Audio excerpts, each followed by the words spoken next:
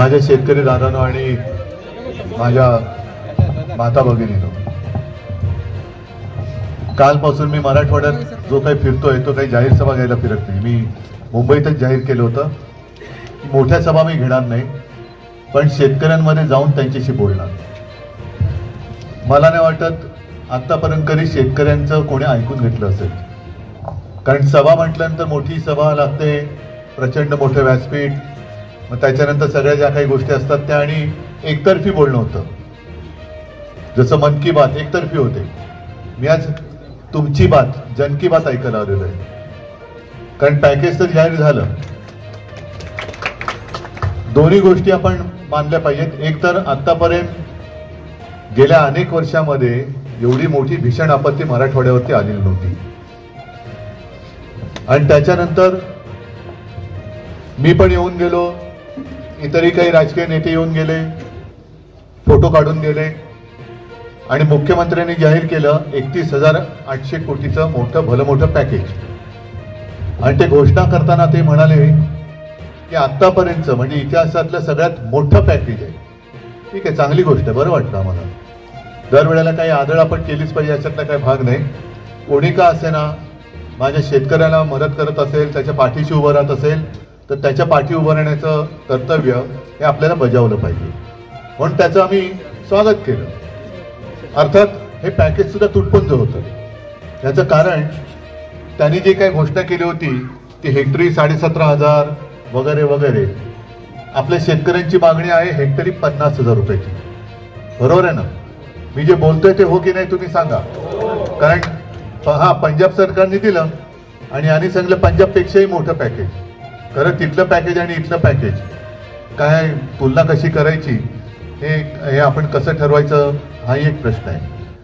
पण त्यांनी जे पॅकेज जाहीर केलं त्याच्यामध्ये मी म्हटलं 50,000 रुपये हेक्टरी ही का माझी मागणी नव्हती। मी जेव्हा आपत्ती आली, अतिवृष्टी झाली त्याच्या तिसऱ्या का चौथ्या दिवशी आलो होतो, आणि जो काही मी एक धावती भेट सगळ्यांची घेतली तेव्हा शेतकऱ्यांनाच विचारलं, कारण जेव्हा जेव्हा मी शेतामध्ये गेलो त्यावेळेला शेतकरी आजही चिखल आहे, पण तेव्हा तर ढोपरभर कमरभर पाणी आणि चिखल होतं।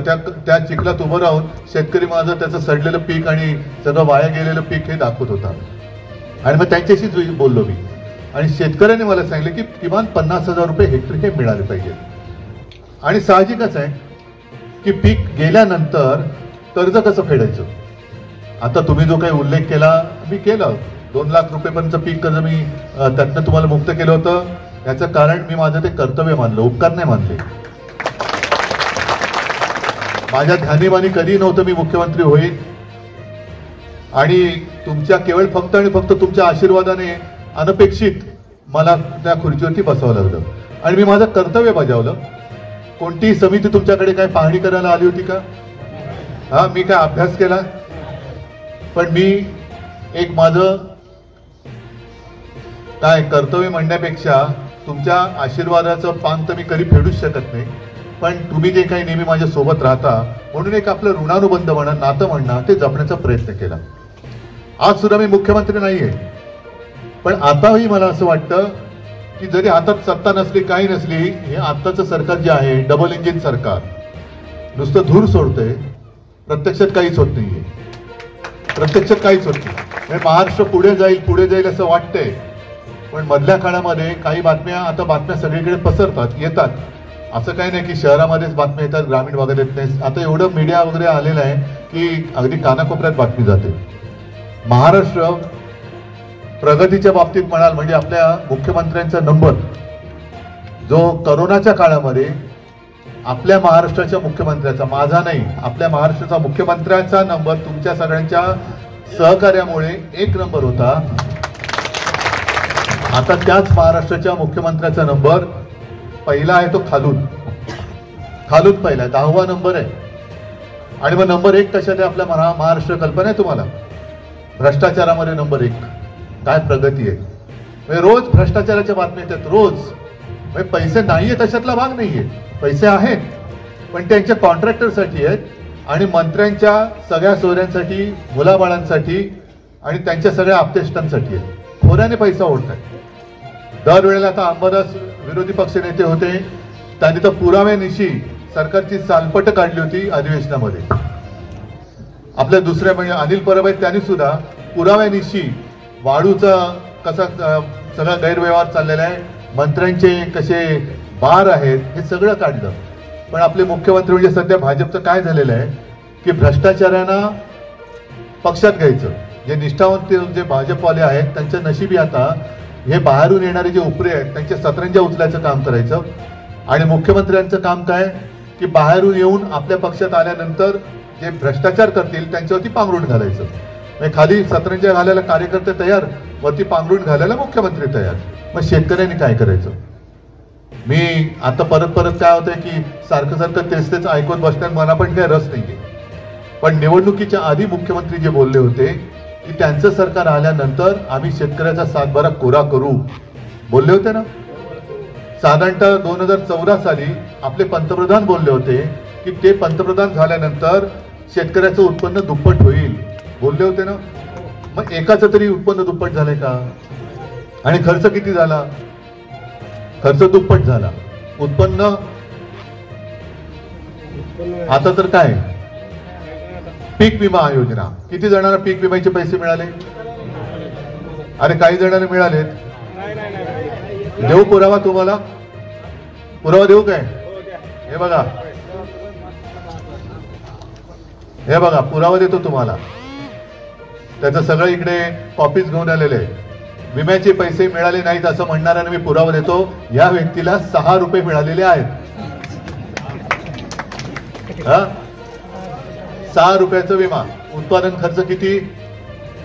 त्याच्यानंतर विम्याचे अर्ज भरायचे पैसे किती? पिकाचं साधारणतः तुम्हाला किती हमी भाव मिळाला पाहिजे होता आणि प्रत्यक्ष विम्याचे पैसे मिळत आहेत किती? विमा मिळण्याचे ट्रिगरच जर का काढून टाकले तर नुकसान भरपाईचे पैसे मिळणार कसे?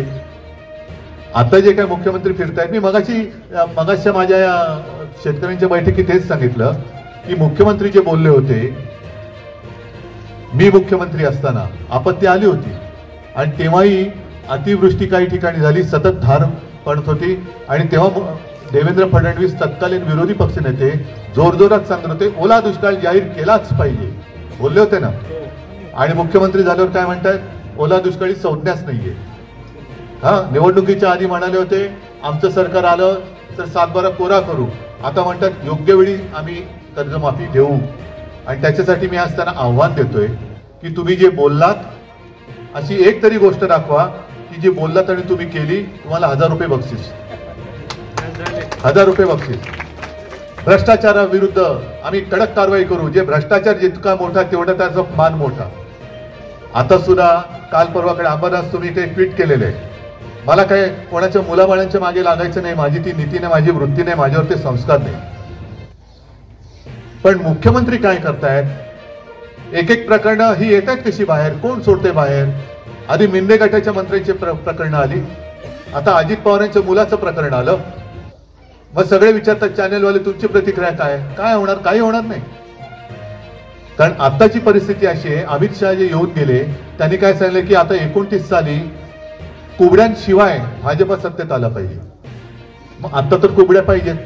मग कुबडी आता फेकण्याची ताकद हिंमत देवेंद्र फडणवीसांमध्ये आहे का? नाही. आता कुबडीला बदनाम करतील आणि 29 साली फेकून देतील. काय होणार नाही. क्लीन चिट देतील, शेतकरी बसेल बोंबलत, ते बसतील पैसे कमवून, जमीन कमवून. तुम्ही काय करणार? तुमच्याकडे कोणाचं लक्ष आहे? हे जे दगाबाज म्हणतोय ती दगाबाजी हीच आहे. निवडणुकीच्या आधी तुम्हाला सगळे कोपऱ्याला गुळ लावून ठेवले. आता इकडे माझ्या माता भगिनी मोठ्या संख्येने आलेल्या आहे. लाडकी बहीण योजना त्यावेळेला भुललात की नाही तुम्ही? 1,500 रुपये मिळत आहेत. आता सुद्धा मिळत आहेत. पण त्यावेळेला सरसकट मिळत होते. सांगतो ना, त्यावेळेला सरसकट घरातील सगळ्या महिलांना देत होतात. मग तुम्ही काय म्हणाले की अरे बरं आहे रे बाबा, आपल्याला काही का असे ना 1,500 रुपये सगळ्यांना मिळत आहेत, हे आहे ते सरकार बरं आहे, यालाच पुन्हा निवडून देऊ. दिलं, बसलं डोक्यावर. आता त्याच्यामध्ये सुद्धा भ्रष्टाचार, महिलांच्या नावाने अनेक बापे सुद्धा त्याच्यात घुसवले आणि त्याच्यात सुद्धा पैसे घोटाळा करून ठेवलाय. आणि आता आणखीन घराघरात भांडणं लावत आहेत. घराघरात भांडणं म्हणजे पहिलं जसं घरातील सर्व महिलांना 1,500 रुपये मिळणार होते, त्याऐवजी आता घरातील कुटुंबातील 2च महिलांना हे 1,500 रुपये मिळतील. आता त्या 2 महिला कोण ते कुटुंब प्रमुखांनी ठरवायचं. म्हणजे घरात वाईट कोण होणार? मग आता सांगा मला, आई आणि 2-3 मुली असतील, आता त्याच्यात आवडती नावडती कसं करणार? सासू आणि 2-3 सुना असतील, आवडती नावडती कशी करणार? म्हणजे झालं ना, भांडण लावून ठेवलं घरामध्ये. मग कशाला या योजना करतात? आणि अजित पवार सुद्धा म्हणाले होते, माझ्याकडे तोही व्हिडिओ मी मगाशी त्याचा आवाज ऐकवला, की नाही तुमचा 7 पुरा केला तर पवारांचं नाव लावणार नाही. बरोबर आहे ना? मग आता कोणाचं नाव लावतायत? मग आता सांगते की जरा असे प्रसंग येत असतात, कठीण काळ असतो. ठीक आहे, मानतो मी, पैसे नाहीयेत. मग बिहारच्या निवडणुकीत पंतप्रधानांनी कोणाच्या मागणीवरनं तिथल्या सर्व महिलांच्या खात्यात 10,000 रुपये टाकले. आमच्या महाराष्ट्रामध्ये निवडणूक असती तर पंतप्रधानांनी दिले नसते पैसे. गुजरातमध्ये, माझं गुजरात असेल, बिहार असेल, कोणाही बद्दल पोटदुखी नाहीये, पण निवडणुका म्हटल्यानंतर जे पंतप्रधान स्वतःहून कोणी न मागता तिथल्या महिलांच्या खात्यामध्ये पैसे जमा करतात. मग पंतप्रधान राज्याचे आहेत का पंतप्रधान देशाचे आहेत? जर पंतप्रधान देशाचे आहेत तर काश्मीर पासून कन्याकुमारीपर्यंत माझ्या प्रत्येक माता भगिनींच्या खात्यामध्ये 10,000 रुपये पंतप्रधानांनी का टाकू नये? आहे उत्तर कोणाकडे? आणि मग पैसे नाहीत त्याला सुद्धा मी उत्तर दिलेलं आहे. मी मार्ग काढून दिलाय. मी काय उगाच नुसतं आदळापट करून नाही जात. पैसे नसतील तर पीएम केअर फंडातनं टाका ना पैसे त्याच्यामध्ये. कोरोनाच्या वेळेला तुम्ही जे म्हणता कोरोना काळामध्ये उद्धव ठाकरेंनी आम्हाला असं जपलं तसं जपलं, अरे त्यावेळेला मी तुम्हाला म्हणजे गोरगरिबांसाठी भरलेली शिवभोजन थाळी दिली होती. चालू आहे का अजून? अनेक ठिकाणी मला त्याची सुद्धा निवेदन येत आहे की ज्यांनी केंद्र उघडली होती त्यांना पण पैसे बंद केलेले. आनंदाचा सीधा चालू आहे, बंद. म्हणजे एका बाजूला आपण पंतप्रधानांच्या भाषणात ऐकतो 80 कोटी लोकांना, देशातल्या 80 कोटी लोकांना फुकट राशन देत आहेत. मग ही सगळी लोक येतात ती काय 80 कोटी मध्ये येतात की नाही? जो शेतकरी धान्य पिकवतोय, अन्न पिकवतोय, त्याला तुम्ही आज, मी ते सुद्धा काल बघितलं, सडलेले किडलेले तांदूळ, गहू आणि हायब्रिड देतात. हे त्या जो मातीतनं सोनं पिकवतो त्याला तुम्ही कचरा देता. ही दगाबाजी आहे. विम्याचे पैसे नाही आहेत, हेक्टरी जे काही जाहीर केलं होतं ते नाहीये. बरं, ज्याची जमीन खरडून गेले त्याला 3.5 लाख रुपये हेक्टरी देणार होते. केले ना घोषणा? किती मिळाले? 3.5 रुपये तरी मिळाले. खरडून जमीन गेले त्याच्यासाठी माती कुठून, कोण देणार आहे माती? कोण माती देणार आहे? मिळते माती? मग हे तुम्हाला जरा कळते की नाही? का कोपऱ्याला गुळ लावला, आता पुन्हा निवडणुका येत आहे. खरं म्हणजे या वॉर्डातले जे आमदार निवडून आलेत ते सहकार मंत्री आहेत ना. खरं मी जे काम करतो ते त्यांनी केलं पाहिजे. तुमच्याशी बोललं पाहिजे की अरे मी मंत्री आहे, तहसीलदार पंचनामे करत नाही, तहसीलदाराला बोलून त्याचा कान उपटायला पाहिजे. ज्याला पंचनामा केलेला असेल त्याच्याकडे पैसे का गेले नाहीत? हे सहकार मंत्री आहेत ना, मग का नाही विचारत? का विचारत नाही? म्हणजे पंचनामे झालेले नाहीत, पंचनामे झालेत त्यांना पैसे मिळाले नाहीयेत. कोण कोणासाठी कारभार करतंय? कोणाचं सरकार आहे? आणि म्हणून जे आम्ही आता आपण म्हणतोय की यांनी मतचोरी केलेली आहे. आपण त्यांचं रोज भांडं फोडतोय. राहुल गांधी पण फोडतायत, आपणही फोडतोय. गेल्या आठवड्यात आदित्यने तर नावानिशी सगळं सांगितलं. म्हणजे एकेका ठिकाणी 30-30, 40-40 मतदार नोंदणी केलेत आणि प्रत्यक्ष पत्ता पाहिला तर तिकडे काहीच नाहीये. एका घरामध्ये 30 जण. तिकडे गेल्यानंतर ते घर कोणाचं, ते एक महिलाचा होती, ती बोलली आम्ही भाड्याने राहतोय, हे कोण आहे ते आम्हाला माहितीच नाहीये. कसं चालणार असं? म्हणजे पक्ष चोरतायत, सगळं चोरतायत, मतं चोरतायत. बरं, मतं चोरून राज्य करतायत तर न्याय तरी द्या ना. न्याय पण देत नाही. जर तुम्हाला न्याय मिळाला असता तर मी कशाला फिरलो असतो? आज जे मी काम करतोय, ठीक आहे, माझ्यावरती टीका करा. मुख्यमंत्र्यांना सांगतोय की जरूर टीका करा, मला त्याचं काही होणार नाहीये. कारण तुमच्या टीकेपेक्षा मला यांचे आशीर्वाद आहेत, ते माझे ते मोठे आहेत. हे माझं कवच आहे. मी ज्या वेळेला एखादा शब्द देतो तेव्हा मी मागे फिरत नाही. मी आज तुम्हाला जे सांगितले की जोपर्यंत तुम्हाला न्याय मिळत नाही तोपर्यंत सरकारला मी सोडणार नाही. पण हे आम्ही करतो. सगळे माझे सोबत माझे शिवसैनिक तुमच्यामध्ये सुद्धा बसलेले आहेत.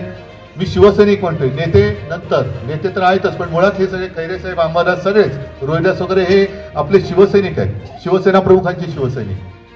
आम्ही लढू, तुमच्यासाठी लढू. तुम्ही साथ देणार की नाही?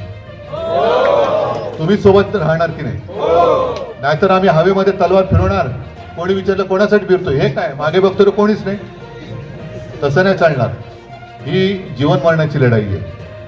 अन्नदाता आज संकटात आहे. आणि घरातल्या अन्नदात्याला तसाच सोडून मुख्यमंत्री बिहारमध्ये प्रचाराला जात आहे. पटते तुम्हाला? बिहारमध्ये ही परिस्थिती का नाही सांगत की माझ्या राज्यामध्ये आपत्ती आले, मी एक घोषणा करून त्यांना फुकट कोपऱ्याला गुळ लावून आलोय आणि इथे सुद्धा गुळ लावायचंय म्हणून आम्हाला मतं द्या, असं बिहारमध्ये का नाही सांगत? म्हणजे इथे वाटेल ते झालं तरी चालेल आणि तुम्ही हे दुनियादारी करत फिरणार. आज मी तुम्हाला सांगतोय, तुमच्यासाठी आम्ही संपूर्ण पराकाष्ठा करू, विधिमंडळामध्ये सुद्धा आवाज उठवू, सगळं करू. एक मोर्चा काढून झालाय, तहसीलदाराच्या इकडे मोर्चाने जायचंय, विमा कंपन्यांवरती मोर्चाने, ते सगळं करू. पण तुम्ही एक निश्चय आता केला पाहिजे. मुख्यमंत्र्यांनी जेव्हा निवडणुकीच्या आधी सांगितलं होतं की त्यांचं सरकार आलं तर तुमचा सातबारा कोरा करू, आता विचारलं तर सांगतायत की आम्ही योग्य वेळेला सातबारा कोरा करू. आता त्यांनी मुहूर्त कुठला काढलाय? जून. चालतोय तुम्हाला? मला काय हरकत नाही. 30 जून चालतोय तुम्हाला? आता आता आता मतं मागायला येतील, पण आता सहकार मंत्री आणि सगळे त्यांचे चेले चपाटे मतं मागायला येतील निवडणुका लागल्यावरती. आणि कर्जमाफी अरे जून मध्ये करणार आहे, मग तुम्ही काय म्हणणार? जून मध्ये होणार आहे कर्जमाफी, मग आता मतं द्या. त्यांना सांगायचं जोपर्यंत कर्जमाफी होत नाही तोपर्यंत आम्ही तुम्हाला मत देत नाही. बरोबर आहे? शेतकऱ्याला सुद्धा रांगेत उभं राहून त्याचे पैसे भरायला लावले. मग त्यांनी जशी नोटबंदी केली तशी तुम्ही मतबंदी करू शकता की नाही करू शकत? मग मतबंदी करणार की नाही करणार? जोपर्यंत त्यांना तुम्ही गुडघे टेकायला लावत नाही तोपर्यंत तुम्हाला न्याय मिळणार नाही.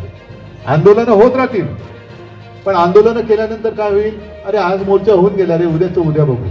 नाही, त्यांना आता गावामध्ये येतात क्षणी सांगा, आलास चहा बी पी, गोड पाणी घे आणि गपगुमान जा, तुला मत काय मिळणार नाही. बाकीचा लढा कसा उभारायचा ते आम्ही उभारू. आणि ही सगळी ज्या काही व्यथा आहेत ह्या चॅनलच्या माध्यमातून आता जगासमोर गेलेल्या आहेत, देशासमोर गेलेल्या आहेत. म्हणून मी तुम्हाला बोलतं करायला आलो. कारण मी नुसतं बोलणं, आम्ही कोणी बोलणं, लोक काय ते काय म्हणतात हे बोलणार कारण हे विरोधात आहे. पण प्रत्यक्ष माझा शेतकरी काय बोलतोय, माता भगिनी काय बोलतोय हे दाखवण्यासाठी म्हणून मी आलो. तुम्ही काळजी करू नका, फक्त निश्चय खंबीर राहा.